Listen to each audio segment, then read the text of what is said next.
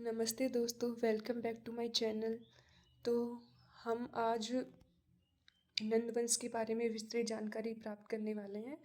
यह मगध साम्राज्य के उत्कर्ष के अंतर्गत आने वाला एक प्रमुख राजवंश है।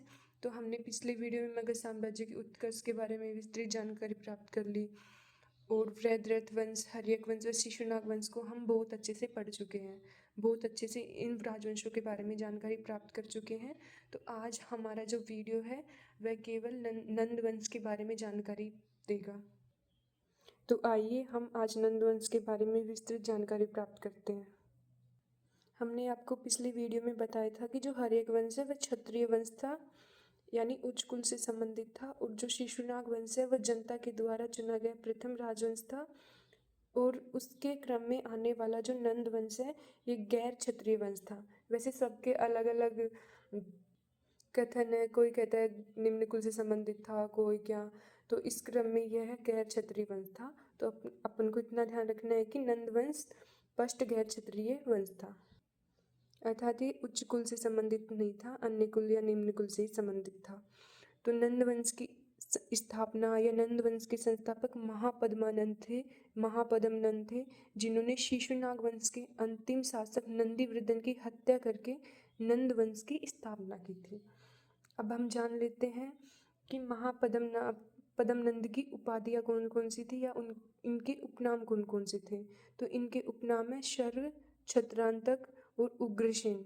ये इसके अलावा एकराट और भार्गव भी है, पर आपको शर्व, छत्रांतक और उग्रसेन थोड़ा अधिक ध्यान रखना है क्योंकि प्रीवियस ईयर क्वेश्चन भी है और अधिकतर एग्जाम में पूछे जाने वाले क्वेश्चन भी यही है। इन्हीं उपाधियों को बार बार एग्जामों में दोहराया जाता है। जो महापदम थे ये सर्वाधिक शक्तिशाली शासक थे इस राजवंश के।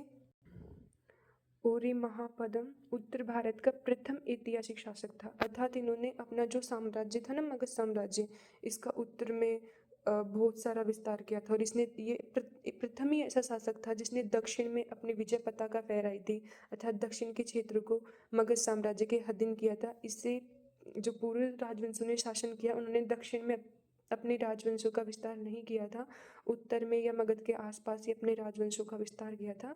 इस कारण आपको ध्यान रखना है कि दक्षिण भारत पर विजय प्राप्त करने वाला प्रथम शासक कौन था? महापदम। और फिर नंदवंश के पश्चात आने वाले चंद्रगुप्त मौर्य ने तो खैर किया ही था संपूर्ण भारत पर अपने मगध साम्राज्य का विस्तार। और आपसे पूछा जाए कि सर्वप्रथम व्यवस्थित व सुदृढ़ शासन व्यवस्था व स्थायी सेना का गठन किसने किया था? तो गठन किया था बिंबिसार ने। उसके पश्चात उत्तर भारत का प्रथम ऐतिहासिक शासक, आपको ध्यान रखना है उत्तर भारत लिखा हुआ है यहाँ पे। और दक्षिण भारत पर विजय प्राप्त करने वाला प्रथम शासक कौन था? महापदम। इन्होंने ही सर्वप्रथम वृहद साम्राज्य की स्थापना की थी, अर्थात अपने साम्राज्य विस्तार की नीति को इन्होंने अपनाया था। और इनके जो मित्र थे, परम मित्र, वो थे पाणिनि, जिन्होंने अष्टाध्यायी की रचना की है। और जो पाणिनि है इनका जन्म सालातुर में हुआ था। और इनके जैन मंत्री थे एक कल्पक। आपको ध्यान रखने की जो कल्पक थे वे जैन मंत्री थे, अर्थात जैन धर्म से संबंधित थे। और अभी आपको बताया था ना कि इन्होंने दक्षिण भारत में अपनी पताका फहराई थी। तो इसकी जानकारी हमें कहाँ से प्राप्त होती है? क्योंकि हमारा जो इतिहास है वो टिका ही ऐतिहासिक स्रोतों पर है। तो बिना ऐतिहासिक स्रोतों के तो हम किसी भी तथ्य के बारे में कोई जानकारी प्राप्त ही नहीं कर सकते। तो जो हाथी गुम्फा अभिलेख है जो खारवेल का है, कलिंग के राजा खारवेल का, उससे हमें ये जानकारी प्राप्त होती है। और ये जो महापदम थे इन्होंने कलिंग पर विजय प्राप्त की थी, जो कि उड़ीसा में है। कलिंग उड़ीसा, आपको ध्यान रखना है थोड़ा कि कलिंग कहाँ पर है, उड़ीसा में। तो वहाँ उस क्षेत्र को जीता और वहाँ से जो जिनसे इनकी मूर्ति थी, जैन धर्म के तीर्थंकर है उनकी मूर्ति को उठा लाए थे वहाँ से। और वहाँ पर एक नहर का निर्माण करवाया था। प्रीवियस ईयर क्वेश्चन है नहर वाला। तो कौन से राजा ने दक्षिण में विजय प्राप्त करके कलिंग में नहर का निर्माण करवाया था? तो महापदम ने। और ये जो जिनसे इनकी मूर्ति लाए थे ना कलिंग पर विजय प्राप्त करने के पश्चात, इस जिनसे इनकी मूर्ति को शुंग काल में खारवेल वापस ले गए थे। और मैंने नोट करके यहाँ पे डाला है कि जो पाणिनि प्लस पतंजलि प्लस कात्यायन, इनको त्रिमुनि कहा जाता है। तो त्रिमुनि में कौन कौन से आते हैं? पाणिनि, पतंजलि और कात्यायन। तो इसी क्रम में जो नंदवंश के महापदम है इनके पश्चात घनानंद नंद वंश के अगले शासक बनते हैं, जिनको धनाढ़ शासक भी कहा जाता है। अर्थात इनको धन की बहुत अधिक रुचि थी, ये धन संग्रहित करना चाहते थे। इन्होंने अपना सारा जीवन ही धन संग्रहित करने में, उसी लालसा में, धन की लालसा में गुजार दिया था। और ये नंद वंश के 90 शासक थे, और जो तमिल ग्रंथ है उनमें इनको धनाढ़ शासक वगैरह कहा गया है। इनका उपनाम अग्रेमिज था।